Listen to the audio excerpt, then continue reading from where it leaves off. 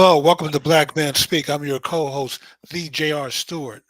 And I'm your co-host, D. Tommy D. Duncan III, otherwise known as TD3 Jimmy. It is Wednesday night, March the 8th. Jimmy, if it's Wednesday night. It's definitely Black Man Speak. So let's give a big shout out to Liquid for providing our theme music. And if you haven't already, please hit that like button, the notify button, and that subscribe button. And also invite a friend to come watch the show with you. You guys can talk about it afterwards. This is the most progressive informational show on the internet dealing with black issues. Second to none, Tom. Absolutely. And we have a content-rich show for you tonight, everyone. So buckle up your seatbelts, get ready. And Jimmy, we are going to start off with the sisters tonight because it is the second full week of Women's History Month. And we got to give some love and some shine to the sisters who have been making it happen. Always. That's right. Always have to give them some love, Tom. Yeah, Jimmy. So we're going to start off with three stories, all of them historical, but in different contexts, Jimmy. And before we even start with our first story for the night, I found an interesting article when I was reading through the news, Jimmy, not too long ago. And I don't know if you knew this, but the very first sister to serve in the U.S. Secret Service just passed a couple of weeks ago. Actually, it was in late February, February the 21st. Her name was Zandra Flemister, and it's probably a good reason that most people probably did not know her. But she just passed at 71 years of age on February the 21st, and we missed that the last couple of shows, but I saw that in an article as I was reading through and catching up. I did not know that. I And hadn't she was, heard that name before, but that doesn't surprise me. Normally, yes, the Secret Service, a secret for a reason. you're exactly right. But she was the first African American woman to serve as a as a special agent in the U.S. Secret Service. She just passed recently at the tender age of 71, and she was a pioneer in the agency, of which she only served 4 years, man. Because if you can imagine, during that period of time, back in the early 70s, man, she went through a lot of. She went through a hard time, not just because, of course, she was African American, but she was also a woman in an area obviously extremely dominated, by men at that point in time. Sure. But, she stood fast, served 4 years in the U.S. Secret Service, and then she went to the upper ranks of the senior foreign services and had a very strong career and track record there. And then Jimmy had a very strong career. And unfortunately, she just passed recently at the tender age of 71. She had a fight with Alzheimer's disease during her later years. But we want to take some time, as we promised at the end of last year, that we are going to get you up to speed for those who are transitioning and joining our elders in glory. And we want to take a few minutes to honor this trailblazer for women and for our community as well. Yes. And also, if you know of someone, please reach out to us. Hit us up on the chat line if we overlook anyone. This is your show also.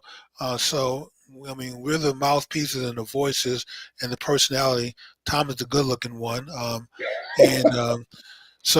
But this show belongs to everyone who watches it, and you also have a hand in it. So if there's someone that you want us to mention that we failed to mention, please let us know. Just throw it in the chat line, and we'll find a way to make sure they get squeezed in for the following week. All right. And so our condolences to the family, of this trailblazer of a sister, Ms. Zandra Flemister. And of course, the ancestors obviously have an asset now at their disposal. And of course, we will continue to move forward with tonight's show. The second sister that we'd like to talk about tonight, Jimmy, is someone who during our lifetime took on the Ku Klux Klan in Alabama, Yes. of all places. sued them and won. And this is no small feat, Jimmy. Unfortunately, you had a situation in Mobile, and I have some kinfolk out there, Jimmy, near the Mobile area where the Klan was very, very strong. And her youngest son, Michael Donald, was lynched by the Klan on March 21st, 1980. Tom, And this, okay, go ahead. say he was lynched is putting it kindly. I It mean, is, Jimmy. this guy was beaten. His neck was slashed multiple times. Then he was hung across the street from his house. I mean, the indignity of it all, Tom. This is more than just a lynching. This was one of the most cruelest acts that a person could commit on another person. Yes, Jimmy, young guy with his whole life ahead of him, and it was done in reaction to a situation where there was a court case based upon a law enforcement officer who was a white man who was killed by a black man, and the jury was a hung jury, It was a and hung jury, yes. exactly, and so the Klan decided that they were going to send a message, and so they found this young man who was working, starting the rest of his life. And Jimmy, it goes I down to believe he Carolina. was on his way either to the store or from the Yeah, store getting cigarettes, right. and they just combed the neighborhood time until they found someone, forced him into the car at gunpoint. And just decided that if a black man can kill a white man, then surely it's okay And for get us away with it.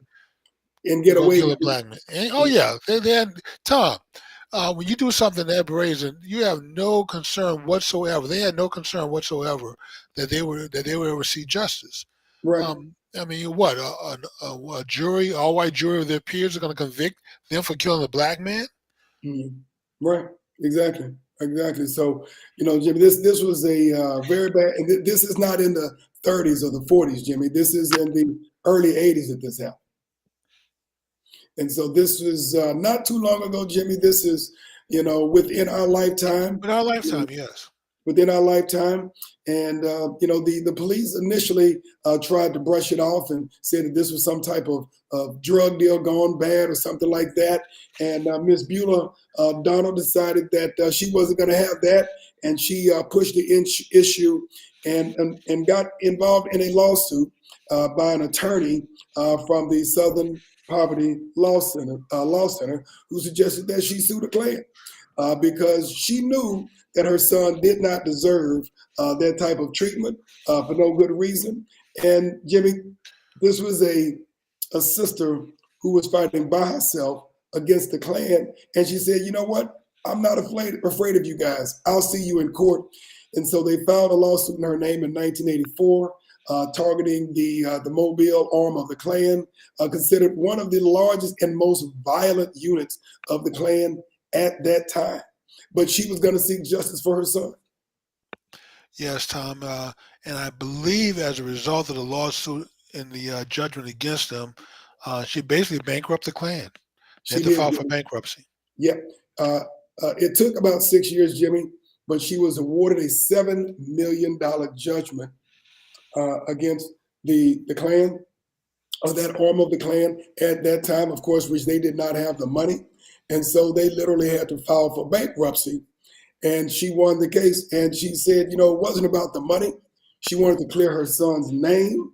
And she wanted to make sure that she got to the bottom of what happened. And she wanted to know why they did this to her son. One of the guys who was involved in the murder was sentenced to death. The other one, I believe, was sentenced, but he eventually ended up getting out in the 90s. Yeah, Tom. I mean, there's no explanation. There's nothing or an excuse that can be offered as to why you would do something like. There's nothing that's excusable, justifiable. So I don't care what came out of their mouth. There was, if it was my child, there's nothing anybody, any of those two, could say to make me feel any better about what they did. There wouldn't be any forgiveness. In fact, I would probably find myself on trial for murder if I could get close to the people who did this to my child. And Jimmy, the amazing thing about this, and this, you're talking about the strength of this woman during the court proceedings. when they were handing down the judgment, she actually proclaimed that she had forgiven them for what they had done. Oh, I know, Tom. As gruesome, as grotesque as heinous as this murder was, she actually forgave them, and this speaks to how strong this sister was. Well, Tom, it also strikes how strong some black people are, because there are other cases where black people have been the victims of these type of crimes, and then found it within themselves to forgive the perpetrators. I'm not that much of a Christian, Tom. I'm not that forgiving. I'm not sure if I could have done that. I mean, I'm just being honest here. There are a lot of things I can forgive and look the other way, but the murder of my child in that fashion, or just the murder of my child in a justifiable in a heinous manner like that, yeah, wouldn't there wouldn't be an ounce of forgiveness on my part towards the persons or persons responsible. She's a better woman than I am, a better person than I am. Yeah, I understand, but this she did get her justice.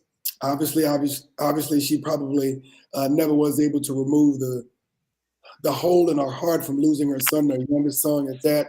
But Jimmy, this lawsuit was the first time that the Klan was actually held financially liable for actions that were taken like this. And so she was a trailblazer. She was a very courageous woman and a very strong Christian woman at that, Jimmy. So, these are among the hundreds, probably thousands of stories that many of us Yes. want to hear about, our heroes and our sheroes, Jimmy, that should be honored and recognized for what they've done in terms of setting the path for others who come after them, Jimmy.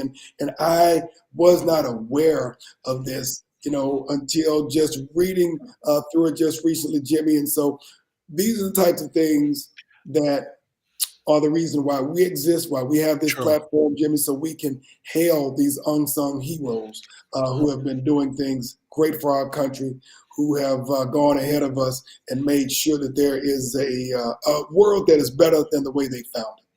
Well, Tom, I had heard about the case years ago, but you're absolutely correct. And this points out that anytime there's an injustice anywhere, um, don't be afraid to stand up and fight for your rights. Do not just take it and just write this off as just this is just the way it is. Whatever it is, it doesn't have to be that way. And if you don't stand up and fight against it, then it will be a status quo, Tom. Um, so we have to fight against injustice anytime we are confronted with it, Tom. Not be afraid, be brave like this lady, and look to others who've come and stood up against. I mean, Tom, this has to be frightening to go up against a Klan in Alabama at this time. Um, Yeah, as a black woman, so they've already killed your son. yes. Um, there's nothing to say they wouldn't take you out also to get And rid we of the know, problem. and you had to have known that there were threats against her life as well, Yes. Jimmy, but, she wasn't afraid at all. And I'm sure Jimmy, literally speaking, there had to be some fear because there were threats on Oh her life, yes, definitely. on her family, Jimmy. But she was courageous enough to stand up to one of the most violent arms of the Klan at this point in time. And so, of course, we want to hail her and her family, and want to thank her for her courage for our community. And I'm sure, Tom, there were some people close to her told that was telling her not maybe not to do this, because you could find yourself being killed. Just this is just the way things are. You can't fight against the system. Well, sometimes you can fight against the system, and Yeah. sometimes David does defeat Goliath. Yes, and this is definitely one of those stories. Yes. All right, Jimmy, let's go to our next story. Another sister who is a trailblazer within our community. The state of Virginia has elected its first black woman to Congress in the history of the state. Jennifer McClellan, who was a longtime state legislator, was just recently elected to fill an open seat left by Donald McEachin, who recently lost a battle. I believe it was with cancer of some sort after he was elected to a fourth term in Congress.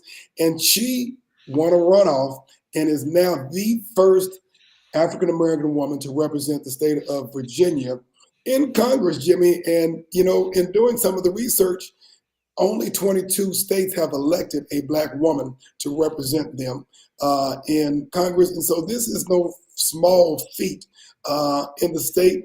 And of course, you want to highlight this, sister, regardless of, what politics you had, this is significant. And now, if my data is correct, there are now more black women in Congress than any other time on record in American history. Well, Tom, that is true, and that kind of points to some of the progress as a nation that we've made. Now, are we where we need to be? No, not exactly, but No, it is encouraging to say that we are picking away at the system and at the process to make sure that we're included in it and part of it.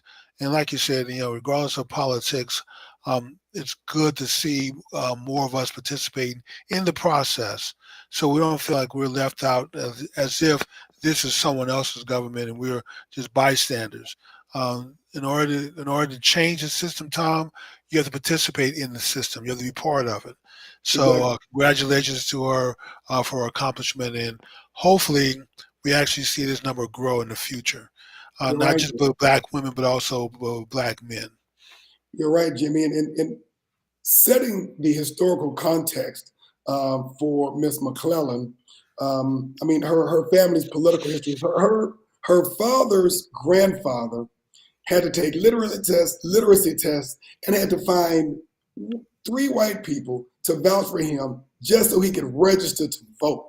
This is, I presume, her great grandfather Yes. literally had to get three white people to vouch for him in order to vote, and her grandfather and father had to pay poll taxes, and her mother, who's now 90, could not vote until the Voting Rights Act of 1965, and now she is the first black woman to represent the state in Congress for her state. So, I mean, I know her family is obviously very proud for her, proud of her, and for her, and this is extremely significant given the context of just her family having to go through what they did, and obviously most of our families Right. can tell stories. And I know, Jimmy, when it comes down to like the silence, even probably some of the baby boomers who don't talk about a lot of the things that they went through.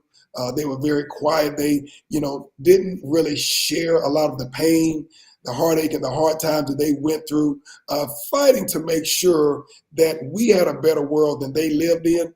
And this is exactly what has happened with this sister, given what, her forefathers and foremothers went through, which is very similar to a lot of what our forefathers and foremothers went through, so that we can have a better world, so we can have more freedoms, so that we can have the right and citizenships that everyone else in this country have. And that is, Jimmy, something that hopefully does not get lost as we go to each Well, succession. Tom, it can easily get lost because we don't focus enough on passing down our history. Right. All too often, we rely on school systems to sort of keep our children educated, and we already know that they are failing in that respect of educating our children. We just lost a defeat to Tommy, so hopefully he'll be back soon. But with that being said, we need to educate our children and make sure they understand the sacrifices that our ancestors have made in order for them to have the rights and the privileges that they have now. And so we can't take it for granted that somehow that these things are just going to be there by default. It very well could be, but also if you don't pay attention, if you're not keeping up with where you came from, it's very hard to appreciate what you have now and what it took for you to get there. And if you don't appreciate it, you may very easily sign it away or give it away, Tom. Yeah, So this is why it's important to own your history, for you to take ownership of the process and educate yourself. There's nothing wrong with picking up a book, some memoirs, and reading about these eras where people had to pay a poll tax in order to vote, or take a literary test, had to be able to read the Declaration, the preamble to the Declaration of Independence, just in order to vote. Now, these things are not applied to white people, Tom.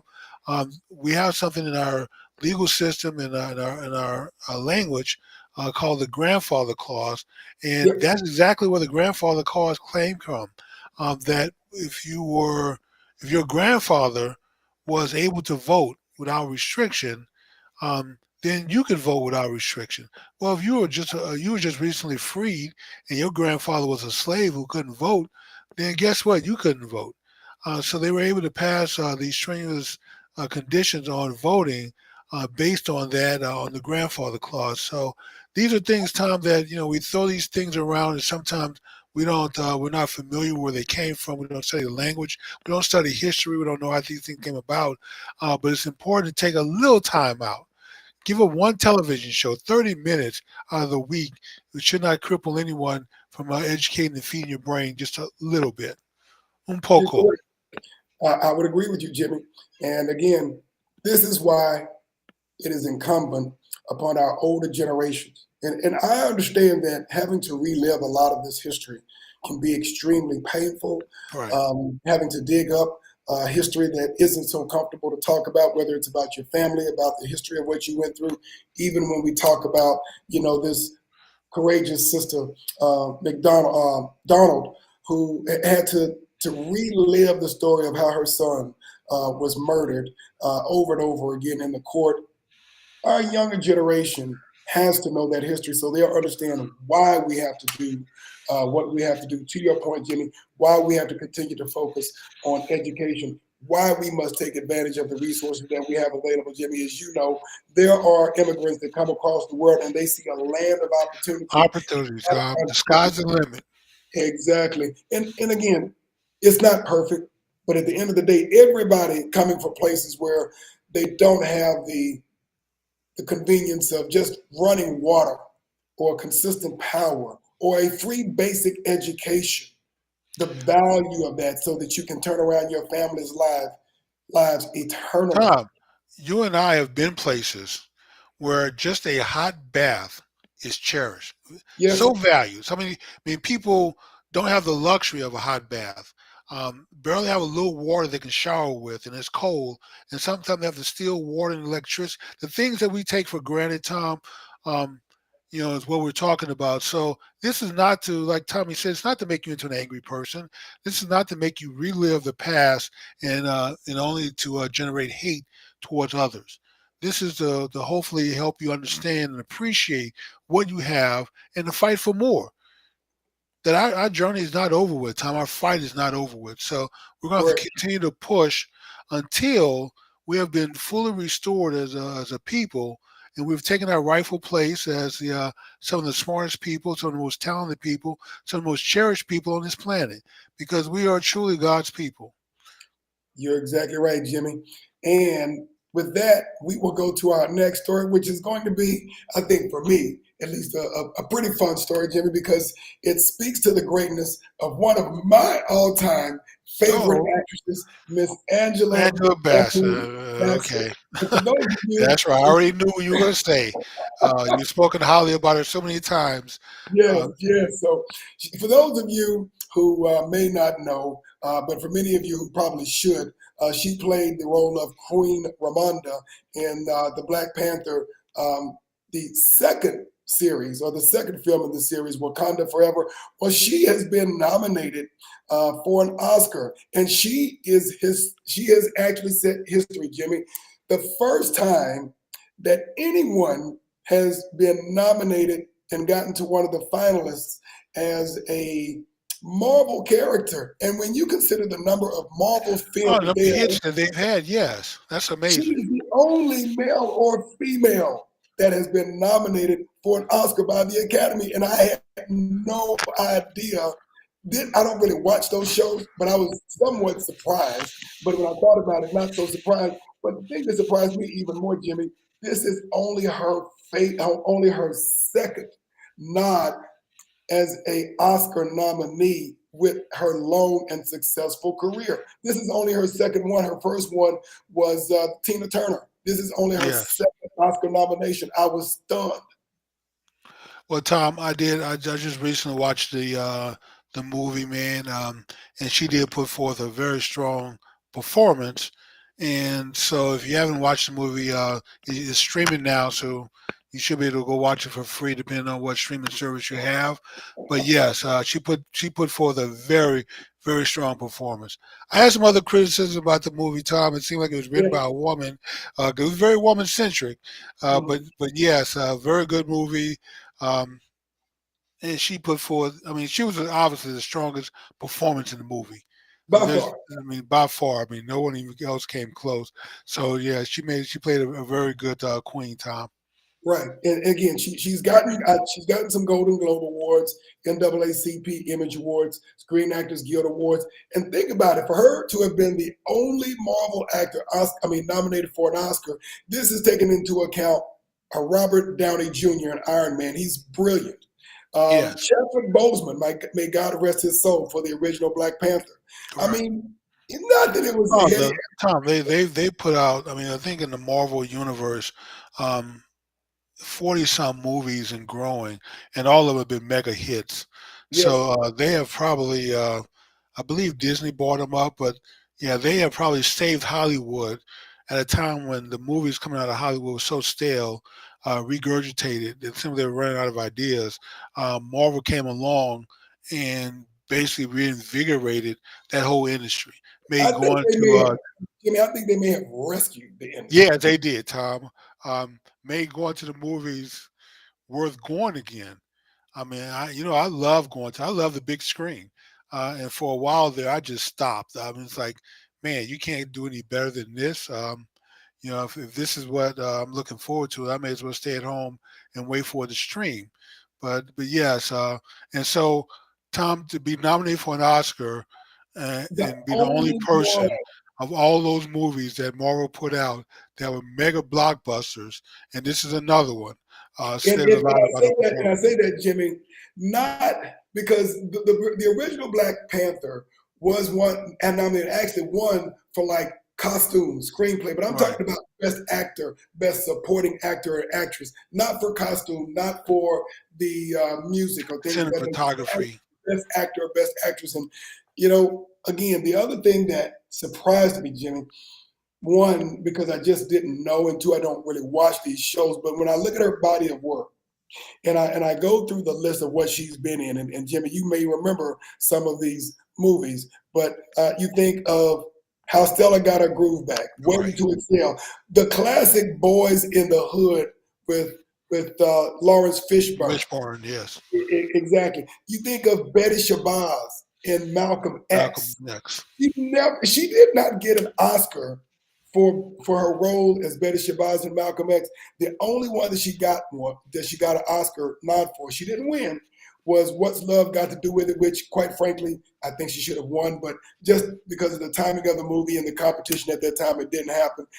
She's been in a ton of big screen films. She's been in a ton It's been a of ton of very small screens. yeah, She has a great body of work, Tom, mhm, and she is definitely a master of her craft. yes, She definitely has not gotten the opportunities to work that she deserves because she is really, really good, Tom. right. And I'm just gonna bring this up. I think Oh, what really cemented this for me is not just what she's done, but what she didn't do. Because in 2000, Jimmy, she turned down the lead role in what was the Monster, movie with in Monster Thornton? that Halle Berry accepted and Yes, won the Academy Award, but at what cost? And I had so much respect for Angela Bassett when I found out that she turned down that role because for what it's worth, you can say what you will about Monster Ball. Tom. You know what? Uh, no one really remembers any scene from that movie except the sex scene. Yeah, exactly. So I mean, it's not Right. like you can point to a scene and quote and say, that was a great emotional display. She really showed a range of emotion. She did this, she did that. Tom, you basically win, and the only thing that's notable about the movie that you won for is a sex scene. So what does that Yes. say? And for her to look at that, look at the script and say, no, you know what? You know, That's not for me. No, thank you. and that for me really cemented what I already felt about Angela Bassett. And Oh, class act, Tom, all the way. exactly, Jimmy. So all I would say is, congratulations. Sister Angela. We certainly are keeping our fingers, our eyes, and our toes crossed for you that you will finally get your just due Well, for Tom, your. you know what? Even if the Academy Award doesn't recognize her, we recognize her. So Yes, we do. she's our Academy Award winner. Touche, touche. I would have to agree with you on that. And we just want to honor her body of work, what she has done, how she has, especially in this day and age, Jimmy, how she has represented herself, her image of black womanhood, the power that she emits on the screen, and not just for what she does, but what she does not do in terms of characterizing the best of black womanhood. True. So, And Tom, before we oh, go go any ahead. further, Jimmy, we want to thank and acknowledge Ms. Faith Fleming. We want to thank you for joining us. Of course, the history of the past is crucial, and it is important to learn those who are pushing barriers right now. So we're talking about the last two or three stories that we just talked about. So, Faith, we thank you for joining us. We Yes. welcome any of you else out there. Before you go, please hit that like button if you haven't subscribed, and of course share this information. We're having fun tonight, sharing our love for the sisters and what they are doing as groundbreakers in our community, in this country, and around the world. And let me see here before And I we. just want to say this, Tom. We've Yes, actually sir. had Faye on our show, and Yeah. she's a pioneer. She's one of these heroes. You may not have ever heard of her, but she's one of these pioneers, also, Tom, that are breaking through ceilings, and doing some really great things. So as a black woman, so we want to thank Faye for her support and for all that she's done for the cause of black people. And like I said, a lot of times we have heroes, Tom, that never get their name song out praised. But we have a chance here to do that. We would certainly do it, and so we want to say thanks to Faye also. She's a pioneer. And we also want to thank Brother Asar Kabelan for joining us this evening. He is coming in from the I guess Central Texas, and so we want to Okay. thank him for joining us and supporting us this evening. And we will continue to move forward, Jimmy, with the fun and the celebration of this show. Next, we will talk about the Ghanaian Independence Day, Jimmy. For those who may or may not know, Ghana is the first of the sub-Saharan African countries that fought for and gained its freedom from colonialism from the Western powers, more specifically from Great Britain in 1957. And this past Monday on March the 6th, Jimmy, they celebrated their 66th birthday and their Independence Day in that country. And so they had massive crowds of people in large stadiums. They had parades. Most of the businesses shut down so that people could celebrate. Um, and I think what may miss some folks is that this country, which is one of the stars, even though it is still has a long path to reaching its greatness and restoring its greatness, Jimmy, only 66 years old Very as young, Tom. as we know it today. But that just goes to show that there are a number of African nations that just recently, in the 20th century, have gained their freedom. Uh, Correct. we we take it for granted and think that these revolutions and independence came hundreds of years ago, but it's not true. A lot of them are less than 100 years That's old. not pretty much all. I mean, the only country that was not colonized was Ethiopia, but we look at all of the other countries, 54 countries in total. Ghana was the first one to achieve its independence. Originally, the Portuguese arrived there in 1471. Found these massive deposits of gold. They saw an opportunity, and they were there and they harvested. This gold for its own trading. They harvested the bodies, of Africans to rebuild its economy from what we know as the Dark Ages. And the United Kingdom ended up coming in the late 1800s, around 1874, and they up taking control. It became known as the British Gold Coast, or what we know as the Gold Coast. Then after that, Jimmy, over the next several decades, you had four Ashanti Wars, where the Ashanti tribesmen were fighting for control for their country and their homeland, Jimmy. And then finally, on the date of March 6, 1957, the great Kwame Nkrumah declared Ghana as a free nation. Rich history. Also, one other note, Tom, I believe Ghana is also offering black people here in America Yeah, right. citizenship for anyone who wants to travel there and establish Ghana as your home. You're correct, Jimmy. I think, and this has been a while since I was reading through this, but I believe that they are giving folks who we might consider to be expats land, a place where they can, build a home, Yes, dual citizenship. And one of the few countries, Jimmy, that has actually done that in the motherland, and there are a lot. There is a large number of brothers and sisters who have moved oh into yes, and have built a solid community true. over there of expats. And so, Jimmy, it is a growing population.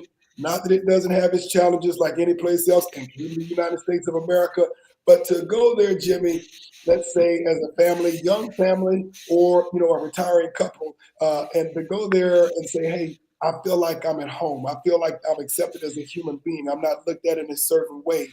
And you go through struggles like any place that you would go, Jimmy. But there is a sense of feeling like you belong Correct. sometimes. And That so, is true, Tom.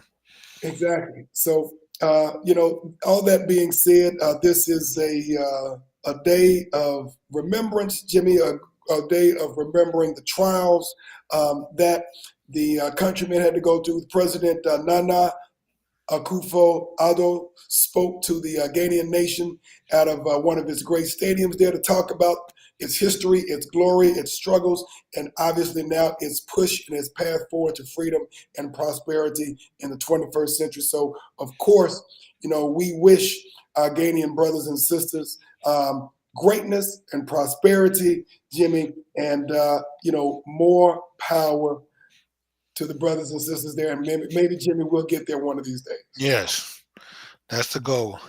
Absolutely, Jimmy. So let's go ahead and move on to our last few stories, Jimmy. And the last few stories are going to be somewhat leaning towards the sports end, but I think what we'll have is a pretty Well, actually, fun. before we go to that one, Tom, um, while we're talking about African and African people and black people, um, let's catch people up with what's going on with Haiti Thank and you.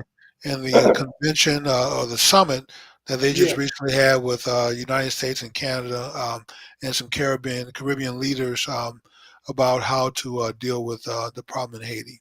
that's a very good segue, Jimmy. So I think there were 15 Caribbean leaders part of CARICOM. They had their recent meeting in Bahamas, including the 44th regular meeting of the heads of government, who, put, some policy into place, Jimmy, and with a visit by Mr. Trudeau, who was the head of state of Canada, who pledged some support for Haiti at the time. And Jimmy, I find it amazing, and I'm a regular supporter of 60 Minutes and other national stories. And of course, I look at the major news channels, and there's so little to no information on the atrocities that are going on in Haiti.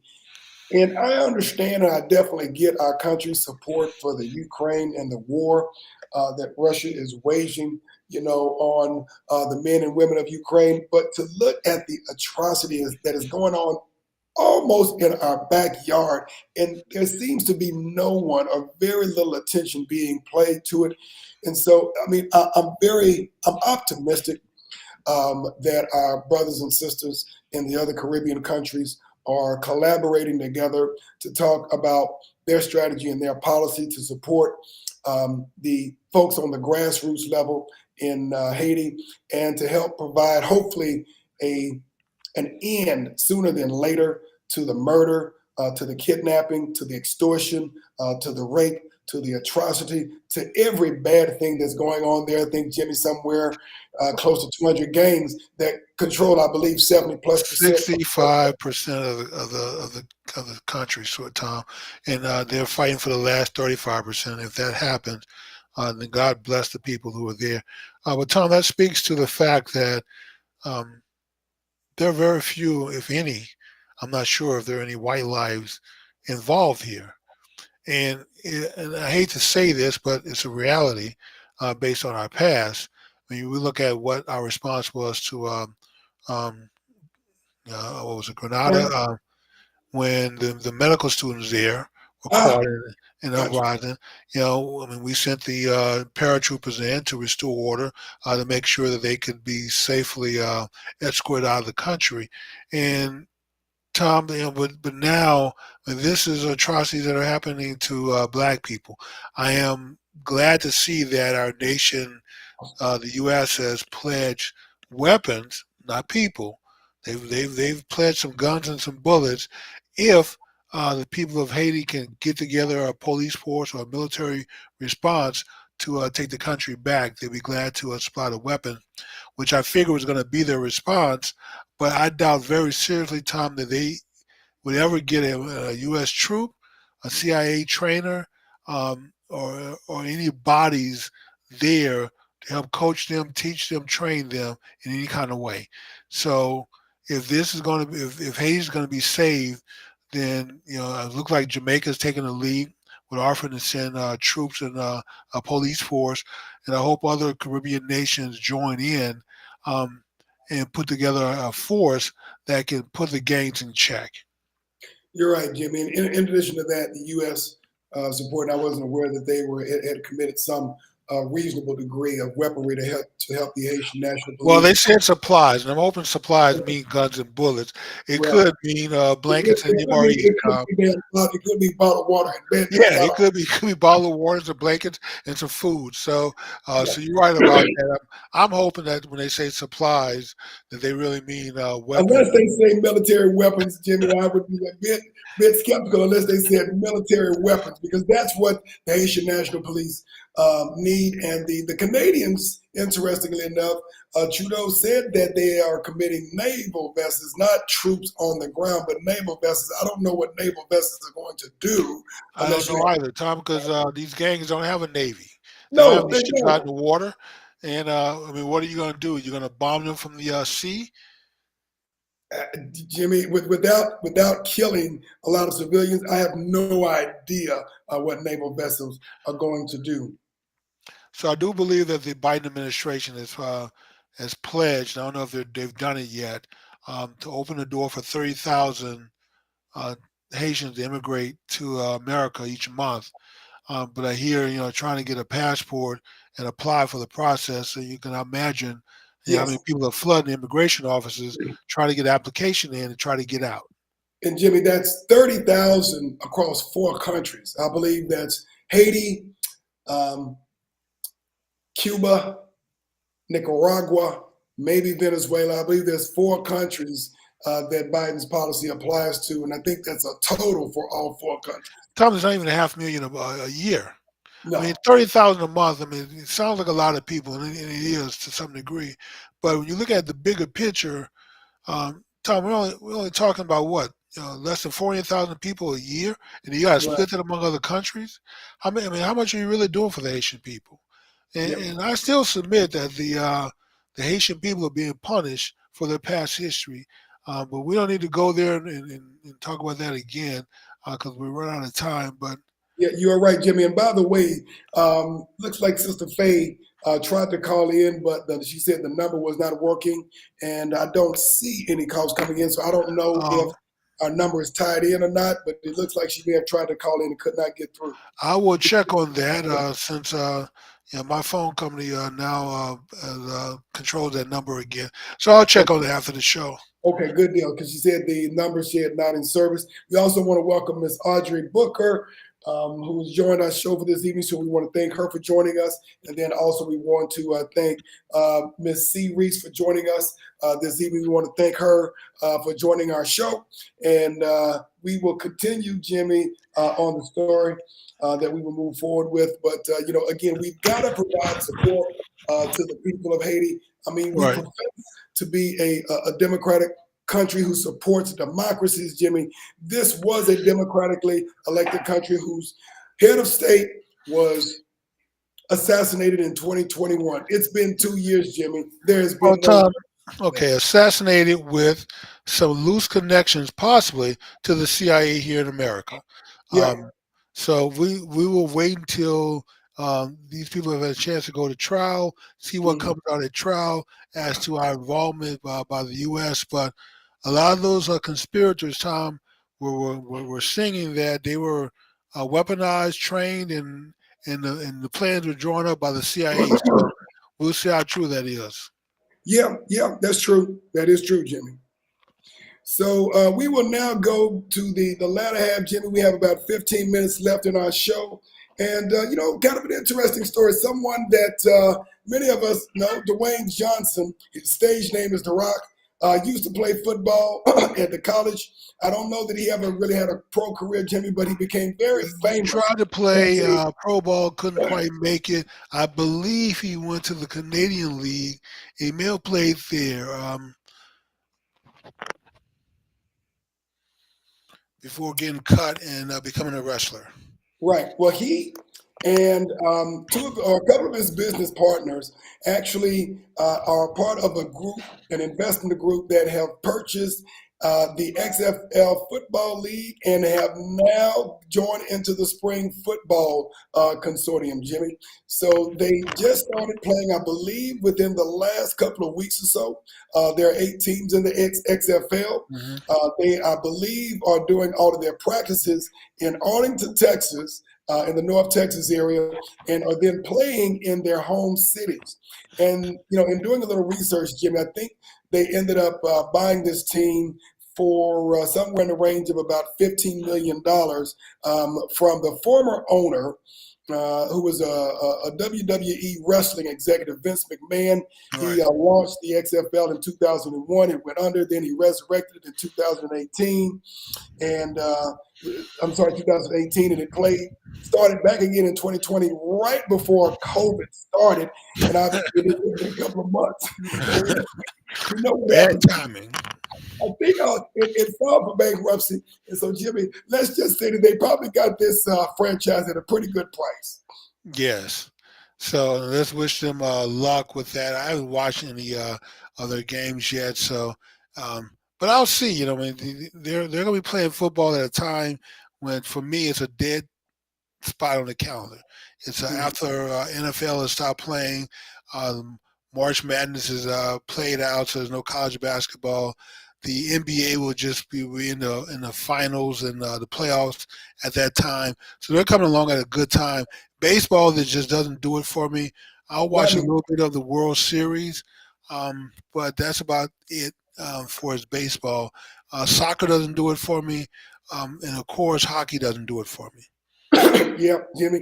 I guess the days of having, and again, there are very few brothers in Major League Baseball right now. I mean, days are gone where you had, Bo Jackson, who was, seemed like every week or so there was some highlight reel of him breaking a bat on his Right, legs or breaking a bat on his head, or even Deion Sanders for that time, and the stuff that he was doing, in Major League Baseball. right.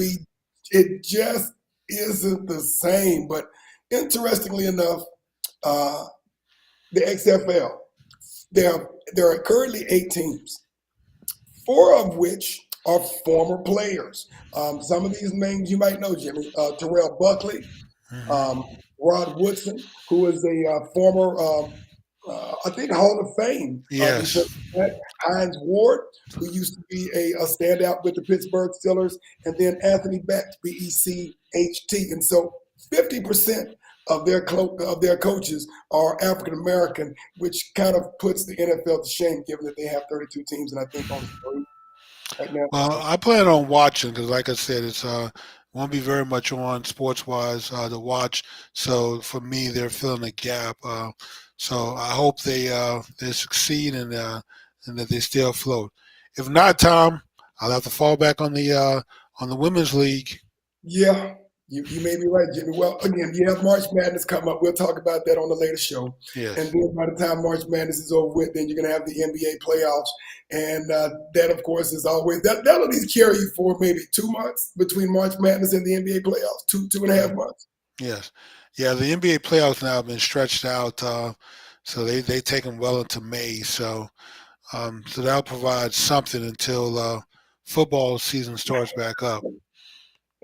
Gotcha. And with that being said, Jimmy, let's go into our next story, which has to do with the NBA and Monsignor Ja Morant, who is, I would say, if not a top three, a top five star in the NBA right now in terms of the future. In terms of the future, at least when you look at the potential future face of the league. He is a young players, at least. I'll say young players. He's got to be a top three in the league. If we put the veterans back into the mix, maybe at least pretty close to a top five.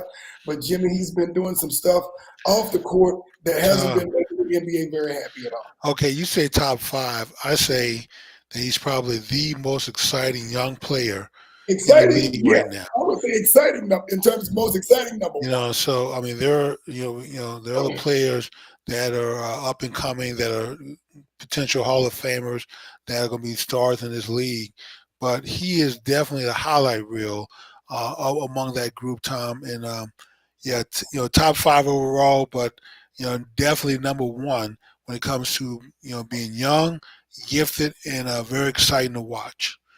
Right, Jimmy. But he's had some recent incidents within the last year that have gotten a lot of attention, Jimmy, not in a particularly good way, a few of which had to do, with some firearms, Jimmy, and Yeah, we're not Tom, going you being very kind once again. He's been outright stupid. Let's just put it where. Let's just say it how it is, Tom. He's yeah, done some outright stupid, dumb things, and sometimes young people do dumb things because they don't know any better. But I would think, Tom, that for a person of his status, just got a huge $20 million extension, a shoe contract, all money coming in from advertisers. You don't have better handlers to tell you one who to stay away from. You can't be hanging out with teenage kids. You can't be getting into a war of words with them. You can't be threatening them. Pulling out guns. Tom, these are just things you can't do. I mean, it's not a matter of you being a superstar and can't do it. Hell, you and I can't do it. It's just when you become an adult, there's just certain things that you don't do anymore. And right. somehow he hadn't gotten the memo. Yeah, and the surprising thing about this to me, Jimmy, is that I mean he's a young man. He's 23. He's very young. He's getting ready to hopefully run into a big contract extension next year. That's almost $250 million. But to get into it, with a security guard at a mall, to get into it with a kid, a teenager, literally, and then to go into his house and kind of show that he has a gun in his waistband and to kind of send a message to a kid that's 17 years old. And, they get in, I think he got into a run in with the Indiana Pacers after a game. And then on the bus, there were these red dots that were showing up on their bus, basically saying, the little red dots All right, that laser. so just stuff, Jimmy, trying to prove a point, trying to prove, I don't know, his manhood, that he's tough. I'm not exactly sure what it is, Jimmy, but he is throwing tens of hundreds of millions of dollars away potentially, Jimmy, Tom, because this is potentially $1 billion plus opportunity. right, I mean, a $250 million extension for 4 years. Um, he's still young enough that he can get two or three of those contracts before yes, he's out of basketball. I mean, he could be 34, 35 years old and hang it up and have gotten three of these contracts in the time frame, plus other money. So you're really talking about $1 billion over the next. He's 23 now. He could be out of the league at 34, 35. So yeah. over the next 10, 11, 12 years, they're raking a As billion long as he dollars. stays healthy. Yeah, as long as he stays healthy.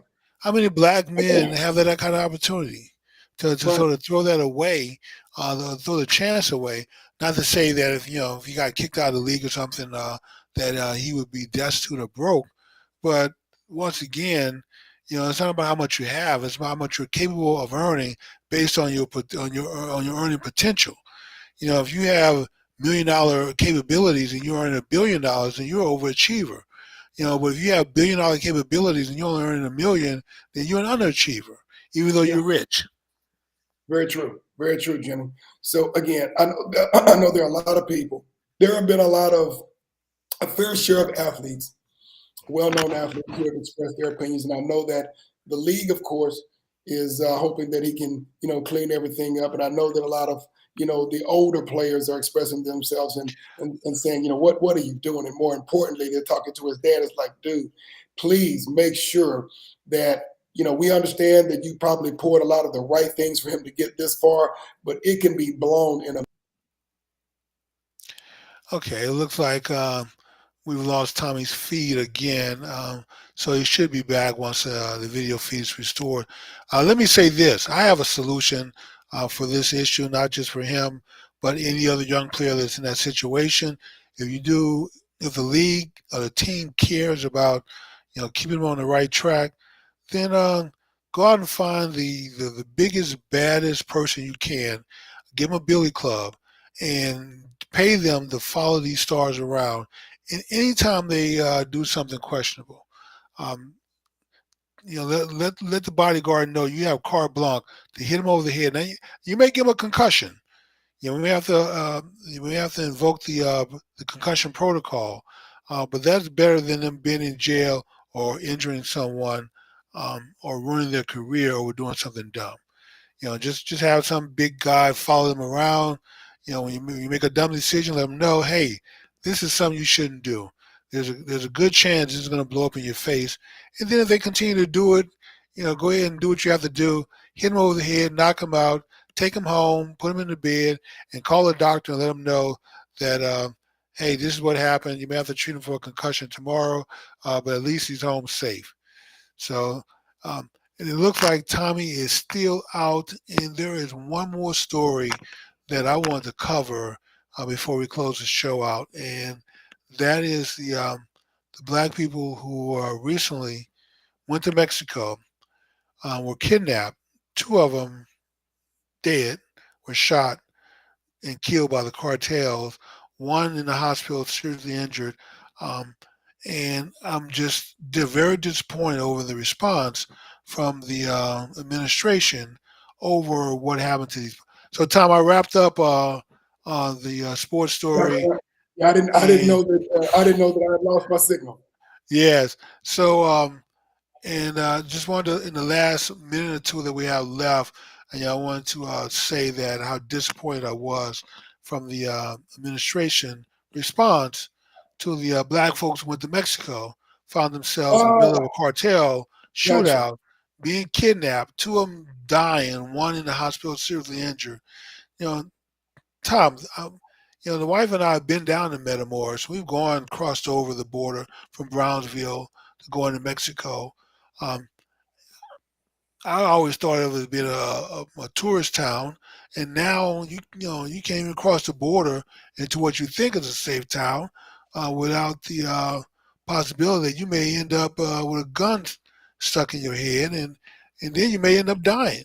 Yeah, And to say that in our government to say nothing, I would think that Biden should have been on the phone, telling the president of Mexico, look, you need to do whatever you have to do to get our people free, um, and make it happen, not sooner, not later, but right now, ASAP. And it just seemed like there was just no forceful response from the administration. I know they eventually they did locate him and got him free, but Tom, two folks are dead just for going crossing the border to get a tummy tuck and save some money.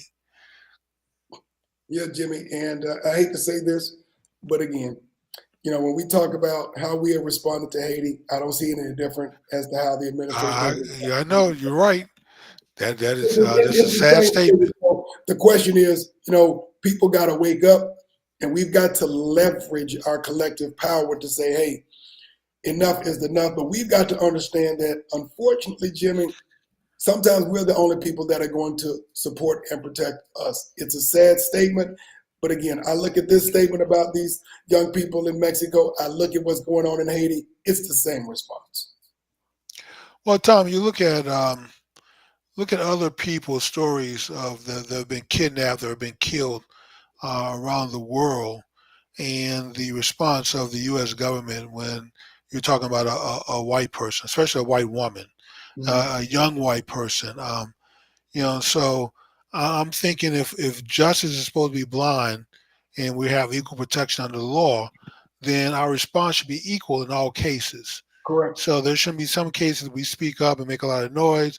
Then there are some cases we say absolutely nothing. Correct. You're correct, Jimmy. And so that's why we have to take ownership for understanding the history, understanding why we do what we do, honoring our ancestors and what they have done to make sure that we have the rights and the opportunities that we have, but more importantly, Jimmy, is not depending on any other group of people to get us to where we need to go, Jimmy, because that's just not going to happen. So one last thing, Tom, before we close the show out, and I'm having a hard time seeing cause I have this light in front of my screen. Sure. Um, but we're going to be adding more multimedia to the show. And Yes. so if you have suggestions for things you want us to cover, feel free to put them in the chat line. And I'll check on the phone number to make sure that that's working by next week. So look forward, come back next week. The show is going to be upgraded slightly. We're trying to make it better. And so if you have suggestions on what you want to see, because we want you to be part of this also. It's not just our show, even though we are the Black Men Who Speak. It's your show also, because we like to speak on things that you're interested in hearing. Yep, Jimmy. And so we will see everybody next week.